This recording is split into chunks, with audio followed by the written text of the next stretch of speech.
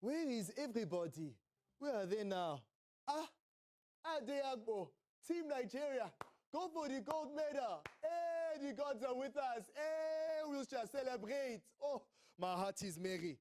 But I don't know. I think the gods are telling me again that it is not possible to get a gold medal. No. Let me go back home because I don't think it shall be possible. Gio.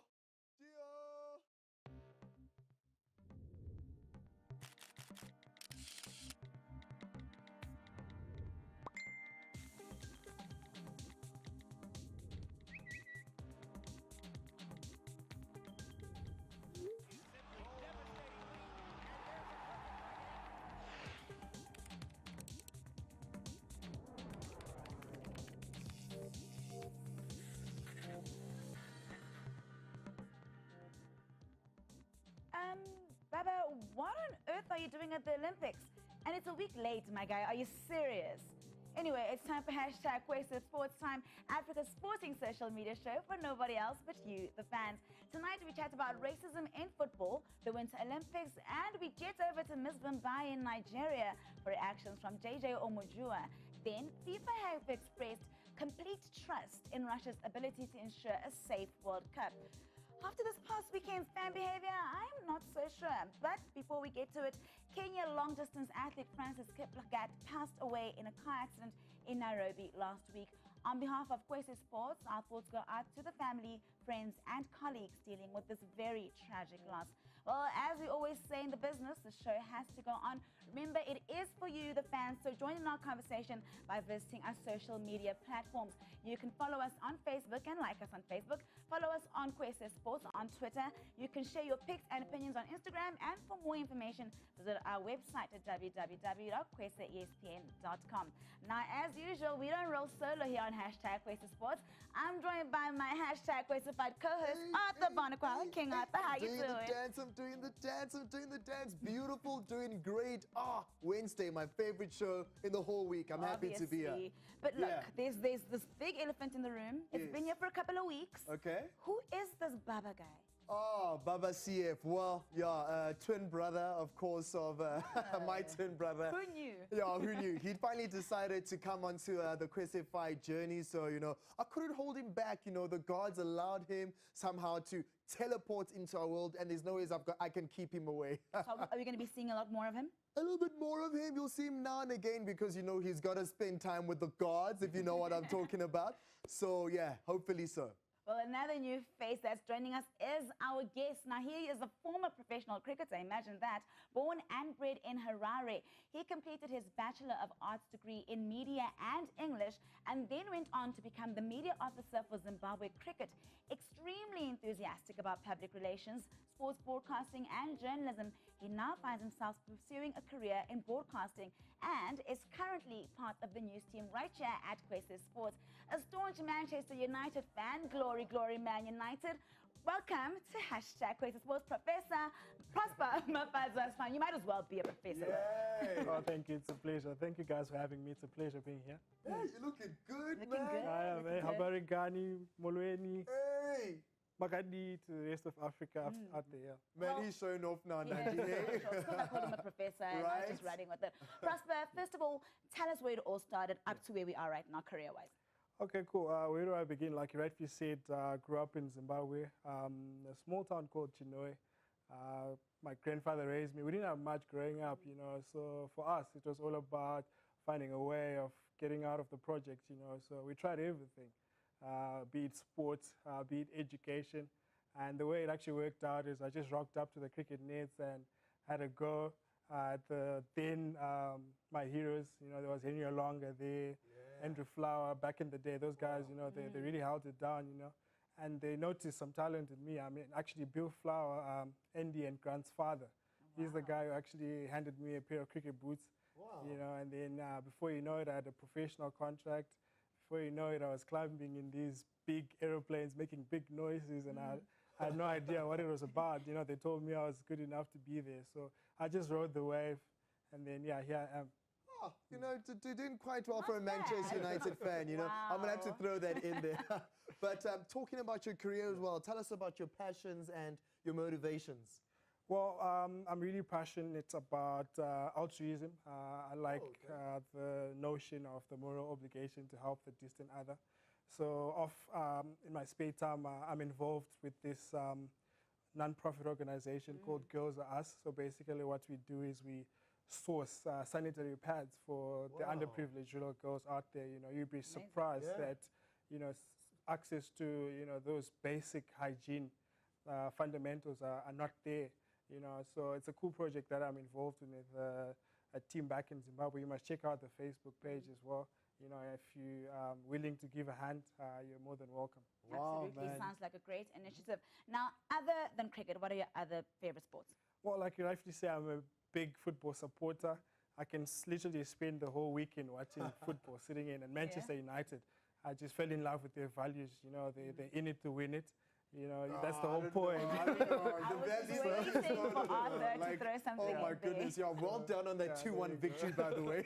No, there's more to come, don't worry. Yeah. Okay, all right. So yeah, that's what I like doing in my spare time. Also, socializing with friends, the networking element, you can never underestimate that. And yeah. Okay, now obviously as a huge sports fan, what are some of the other athletes that you follow on social media? Well, there are lots of them. I like people that resonate with where I grew up as well and where I've been. So Usain Bolt is a big one. You know, he's achieved so much in the athletics fraternity. You know, and yet he does it with cool, calm swagger. So I follow him. And then I like how the West Indies boys operate. You know, your Dwayne Bravos, your Chris Gales. You know, so those are my major influences that I follow on social media. Yeah. Well, on to not so good news. Recently, Borussia Dortmund's Michy Batshuayi was a victim of racial abuse from fans during a match against Atalanta. The player was subjected to monkey chants and spoke out against it on Twitter shortly after a late goal sent Dortmund through to the round of 16. Batshuayi sent out a tweet simultaneously making the accusation and taunting those who had made those noises.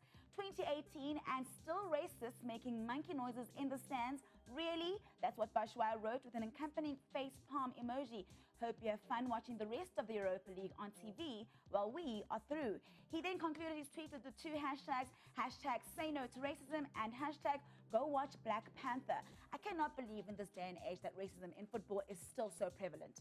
Yes, unfortunately, we still have to face this problem. And Michy Batshuayi, former loanee from Chelsea, by the way, unfortunately being treated in this way. I think it's wow, who's here to blame? Both the fans, FIFA, and everyone who's centered around this, because we, as he tweeted, we can't be having this problem in 2018. But again, I think it's a bit difficult to control the masses because you can't control what they say. So I'm going to have to say that if it's the fans' fault, if you're a lover of football, you know that, you know, football is all about welcoming people just the way they are. So racism should not be, you know, a part of that. I agree 100%. And I think the fact that the issue keeps coming back is testament to the fact that not enough is being done by the governing body, FIFA. You know, I think there are measures that could be taken. You know, we need to see FIFA actually sanctioning harder the perpetrators, you know, even to the point of teams playing in front of empty stands if it comes to it. Because, I mean, bottom line is Michy Batshuayi is a talented footballer. Of course. You know, he's in the field to entertain, and when he's at it, you know, there's no one who does it better. And I don't think he deserves this kind of treatment. So the buck stops with FIFA. They are the organizers of the world's most beautiful game, as we call it. Yeah. It's meant to galvanize people from diverse cultures, diverse backgrounds. And but are they doing enough, though? I don't know if they're really doing enough. They had that Say No to Racism campaign that they tried out, but I felt like there was more just them talking and not really doing anything about it. All right, so what then would work? What would be our sign that indeed FIFA has taken this in their hands, have taken this upon their shoulders, and we are eventually just seeing, you know, the solution? Well, what they're talking about for the Russia World Cup coming up, you know, is giving that mandate to the referee to actually stop the game if an incident like that happens. You know, and obviously going down to club level, because I think that's where the issue is most prevalent. You know, we need to see clubs being docked points. You know, there has to be dire consequences. You know, I there's think also fans should not be allowed Yeah. into stands, I reckon, eh? I also agree. And also legends like Samuel Eto'o and Didier Drogba have said that they believe that players should walk off the pitch if they're subjected to racism and chants and all sorts of abuse. I'm curious to know if you guys think that could also work and send a message across. I don't think so. Remember, there's a professionalism to football. You can't just decide to walk off simply because, you know, you're receiving a racist comment. I know that it's uncomfortable to be under that kind of pressure. There needs to be a protocol. There needs to be a system that's put into place that allows these players at least some leeway to not have that kind of treatment. Yeah, look, it's a contentious one. Obviously, you don't want to bring the game into disrepute. But if you look at, there's a previous incident when Suli Muntari as well was yellow carded for informing the referee that he's being subject to racial slurs. You know, if he hadn't walked off the park, I doubt that no one would have even noticed that it was happening. So I'm a horses for courses kind of guy. You know, whatever works. I mean, if that's what it will take to, you know, nip this problem, which is, you know, not only synonymous to football. I mean, it's a societal problem.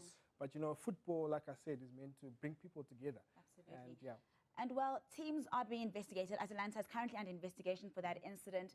Do you think that they should be fined? Yes, of course, because it's happening on their home soil and they need to deal with it. Simple as that. Yeah. Yeah, fines have been known to be a method, but, you know, fans keep doing it. So maybe they need to go a step further and say teams just play in empty stands. I mean, if they don't respect the players out there, then they don't deserve to be there. Well, that's where we'll leave it for now. Up next, we cross over to Ms. Vimbaya. She talks to Nigeria's foremost influencer, JJ Omojua. We get an update from the 2018 FIFA World Cup in Russia and hashtag gossip when we come back. What's happening, Kwese Sports? I hope the Kwese family is good, man. It's your boy, Ricky Tyler. If you didn't know, man's dropped some new heat today, Deja Vu. Be sure to check it out on all my social media, all your digital streaming platforms. So, I mean, if you can't find nothing, just, you know, holla at your boy. You know what it is, man. I got you. Bless, much love, stay safe.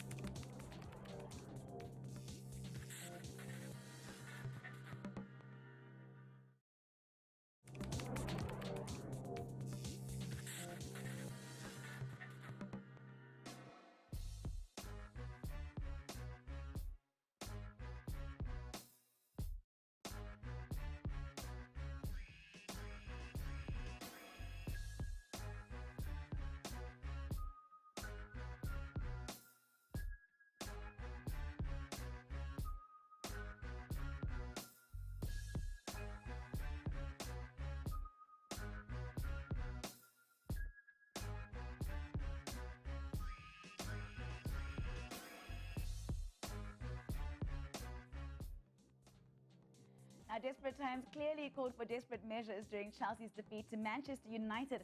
Mourinho brought on Eric Bailly to contain Chelsea's attack, and the United manager gave some tactical instructions for the centre-back to pass on to Matic. But Willian tried getting a quick peek, and Matic had to run away from his ex-Chelsea teammate while reading the note.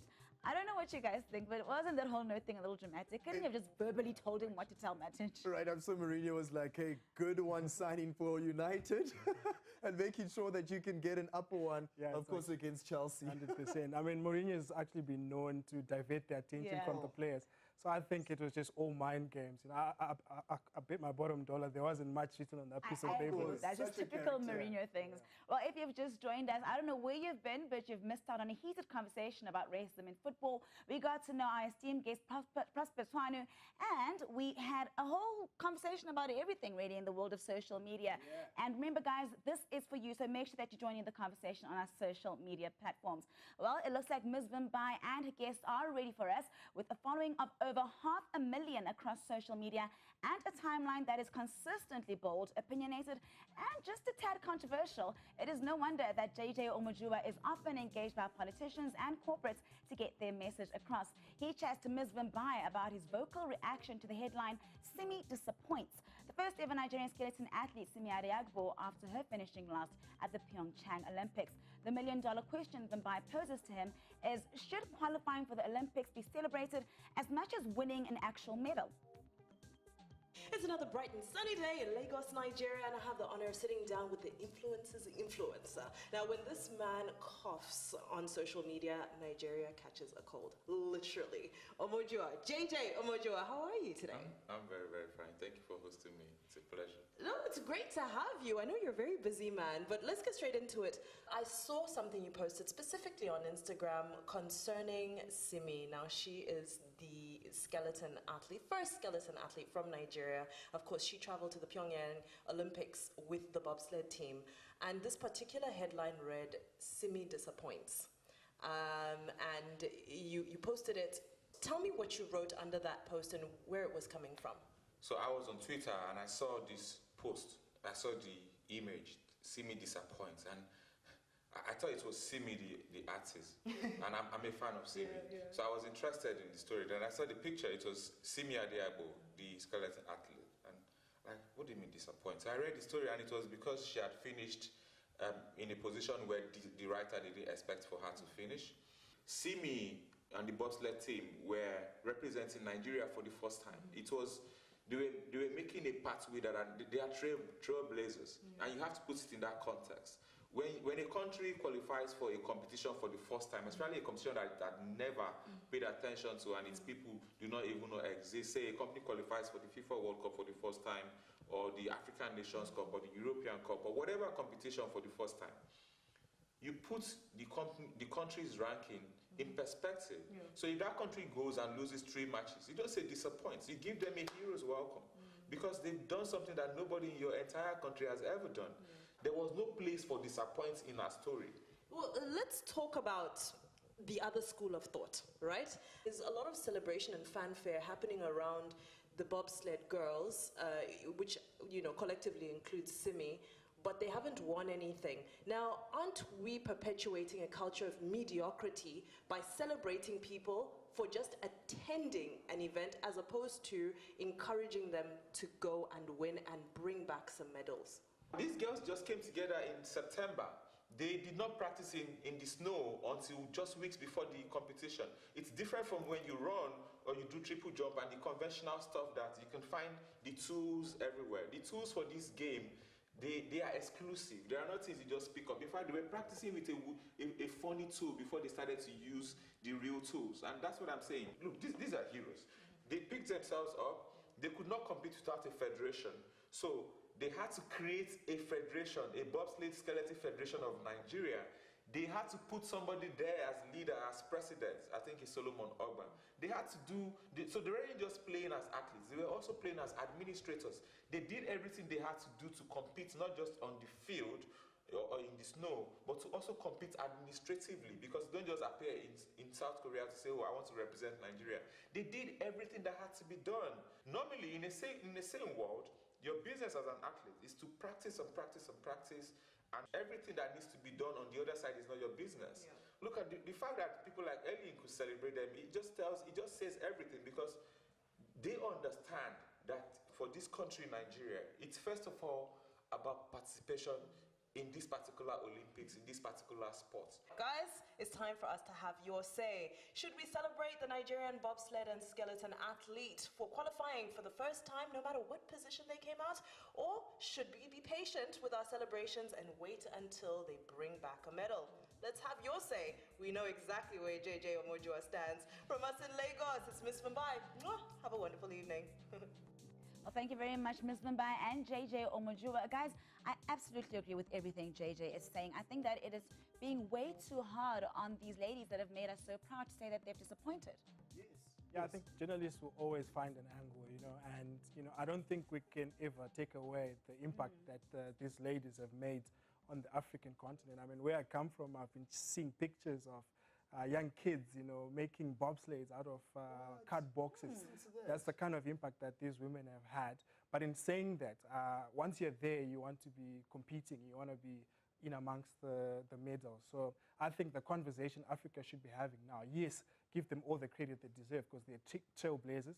But now for the next one, let's look at trying, to also get a medal or two. Yeah, I mean, Mumbai said, should we be patient with our celebrations? No. I don't even think at the next 2 or 3 Winter Olympic Games, you know, we should put so much pressure on them getting medals. When you look at the other teams that competed at the global showpiece, they've had more than 20 years of experience, you know. The Nigerian team only had 6 months to train, so I think it's a bit too much. And yeah, go Nigeria and go to the rest of the African teams that also want to make it big. Yeah. Well, Arthur, tell us what's been happening with regards to the 2018 FIFA World Cup coming up in June. All right, so talking about football, the World Football Governing Body, FIFA, expressed complete trust in Russia's ability to ensure a safe World Cup in lieu of fan violence in Spain, during which a policeman died last week. The Basque officers suffered a heart attack on Thursday as hundreds of security forces clashed with supporters of Russian club Spartak Moscow in Bilbao before the start of a Europa League match. The local security department declared the death was not directly linked to an injury he received in the street battle and that he suddenly felt ill during the serious incident. Police confirmed they had detained 9 people who have been identified as right-wing Spartak hooligans and left-wing Basques. Now, of course, this is something that is not unfamiliar in the world of football, security, which is a major, major thing for a lot of football fans, especially building up to the 2018 FIFA Soccer World Cup. So, guys, the question here is, who is responsible for the safety of A, the players, and B, the supporters? Because you might have hooligans, like in this case, who might come in the name of football fanship but want to push their own mandate, and you might get as well fans on the other end who, just because of the manner in which the game is going, they don't like the turnout and might just add some violence to it. Well, I think the buck stops with FIFA. They're the organizers of the world's most beautiful game, as it's called. You know, they need to make sure that they clamp out all of this hooliganism. And I think the pressure's on. I mean, the World Cup is one of the most watched competitions in the world, you know. And I think when Infantino, with all due respect to him, when he says everything's going to be fun, I think he's paying lip service, really. We need to see more tangible resolutions to make sure. And, you know, Russia is also notorious for this hooliganism thing. I mean, I remember Yaya Toure also had an incident there. So the pressure is on them. So they need to, you know, come up with measures to make sure that, to show the public that they're serious about it and to make sure that they want to, you know, cut it out altogether. Make sure it doesn't happen again. Has FIFA done that? See, in the same breath, I feel like, yes, it is definitely FIFA's responsibility, bulk up security, you know, the repercussions for any hooliganism should be very intense and hectic. But also, as a football fan, think about how, as Prosper said, it's the beautiful game. If you're going to go to a match and act, you know, in a way that ruins the beautiful game, then are you really a football fan? Maybe just take some responsibility and be like, as much as we love it, it's also just a game and we don't want to put people's lives in danger. All right, guys, final thoughts. Let's just say, you know, this is not sorted out at the FIFA 2018 Soccer World Cup. Then what's the story going to be then? Well, it's a tricky one because we still want to see football games. The last thing we'd want is, you know, for the game to be totally disbanded. I don't think it will get to that. But there are measures, you know, like one of the things that they're looking at for the Russia World Cup is for the referee to actually be in charge and call off games if there are incidents of fan violence. Well, we can only hope that there will be no incidents of fan violence during the 2018 FIFA World Cup. Now on to #gossip. And the world's fastest man set the internet on fire when he announced that he had fulfilled his lifelong dream of signing for a football team and would reveal who it is on this past Tuesday. The rumor mill immediately went wild, with many saying he had joined Manchester United, Borussia Dortmund, and even South African team Mamelodi Sundowns. Well, all has been revealed, and the 31-year-old is set to line up at Old Trafford as part of a charity campaign called Soccer Aid for UNICEF. What an anti-climax. I'm sure for you guys being Man United fans, you're like, oh my gosh, we finally have a speedy target, man. I did not want you saying joining Manchester United. Yeah, right. I honestly didn't, though. I don't know how you felt about it. Is Lukaku winning it for you guys? Usain Bolt. He's such a clown, though. And to think of how many people actually bought this, I mean... Of course. Yes, guys, I would want Usain Bolt on my team. The thing is also, Mamelodi Sundowns, I don't know if you guys saw on their social media, they started posting pictures of him in a Sundowns jersey, and that just made things worse. Yeah, it's good mileage. I mean, everyone will start buying their jerseys as soon as they see Usain Bolt wearing a Sundown jersey. So, yeah, kudos to the PR team there. Absolutely. All right, well, moving on to we're continuing with the speed lane. Mercedes and Ferrari have unveiled their new cars for the 2018 Formula One season with high expectations of fighting again for the title. Both have chosen to evolve last year's designs and both spoke of maintaining their strengths while working on the weaknesses their cars showed. Mercedes have aimed at widening the operating window of a car they described as a diva. A diva. I know that someone who can give us a little bit more about diva-ish characteristics. I'm not saying you're a diva, but I don't know anything about being a diva. So I don't know what that means. All I know is that it's more important what these cars do on the actual track, and we're waiting to see what that happens when the Formula One season resumes. I agree, 100%. I'm always perplexed at the fuss that people give, the petrol heads, they give to the design of the car. I know technically it gives the car an edge, but like you rightly say, Nandi, like the whole point is just to get the car out there on the track and, you know, may the fastest man win. Absolutely. Now, speaking of a diva, Manchester United may have clinched an all-important victory over Chelsea, but there are rumours of changing room unrest. It is reported that Paul Pogba is growing increasingly unhappy at United and has even threatened to leave if Jose Mourinho stays on as manager. Pogba has apparently also had no joy since Alexis Sanchez's big money signing. How true do you guys think these rumours are? 50-50. 50-50. So I don't really see it happening because from a Premier League silverware point of view, he's going to stay at United. But since Sanchez has come, there's been tension in that locker room. Awkward. Yeah, I know there's a bit of egos clashing there. You know, Mourinho is one coach who likes, you know, stamping his authority on the change room, and Pogba as well is an eccentric, he's a maverick, we like to call it. So, you know, I think they just need to, you know, man up and sort it out. They're both good individuals for the team, so may they move forward in unison. Absolutely. Now, the internet took a timeout at the 2018 Winter Olympics closing ceremony to freak out over Ivanka Trump and a human-faced bird puppet that featured in the ceremony. Imionjo, the human-faced bird, is supposed to appear when there's peace on Earth, connecting the heavens and the Earth for 1,000 years, which explains why the Olympics would obviously consider it a potent symbol of international union. It's certainly a unifying the internet in terror and confusion. Talking about confusion, Ivanka Trump's presence at the closing ceremony caused quite the online stir. Social media was critical of Ivanka representing her father's administration in South Korea, attributing it to her trademark ties and branding the trip a business opportunity for Ivanka. Imionjo. Imionjo, the puppet. So much drama for a closing ceremony. Oh my goodness. Again, just so embarrassing. So embarrassing. You know, the Trump family always been in the spotlight most of the time for the wrong reasons. Hey, but big up to the artists who tried to, you know, artistically, you know, form the face of Ivanka Trump. Hey, Myeongjo. I have an idea, guys. Seeing as how Baba is in Pyeongchang, right? Let's just ask him to consult the gods.